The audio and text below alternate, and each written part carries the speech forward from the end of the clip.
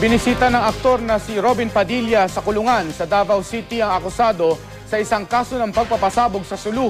Kaibigan ni Padilla si Timogen Tulawi na itinuturong utak sa pagpapasabog sa Kapitolyo ng Sulu noong May 13, 2009 na ikinasugat ng 11. Ayon sa aktor, hindi siya naniniwala sa mga paratang laban kay Tulawi. Magkasama raw sila ni Tulawi sa kampanya para sa katahimikan sa Mindanao.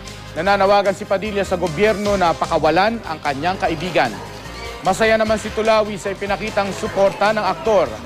Kasong multiple frustrated murder at illegal possession of explosives ang kinakaharap ni Tulawi. Hindi ko magkukuha ito na Goodwill Ambassador for Peace kung hindi dahil kay Kokoy.